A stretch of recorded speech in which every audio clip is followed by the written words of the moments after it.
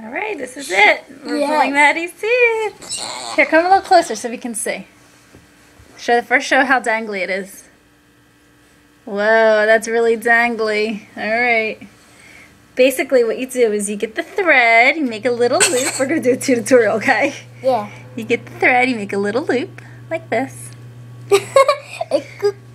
And then you put it around the tooth so that it's tied right around it. Oh, not one tooth, not two teeth, just one.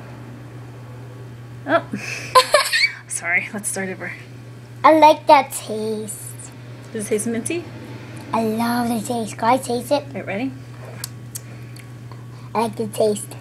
We want to make sure we can see what we're doing, so come down here. And get this. Oh, gosh, you probably don't even have to do this. It's literally hanging by a thread, like you said. All right. Put your lip down a little, because you're not going to floss off. Maddie, put your lip down, because you're not going to floss off. There you go. So it's tied around the tooth, and you just simply pop down! Where'd it go? My teeth! It's good! It's okay! It's okay! Show the camera! It fell out. Show the camera your teeth. Show the camera your tooth. No, not your gum. There it is! Show this good too.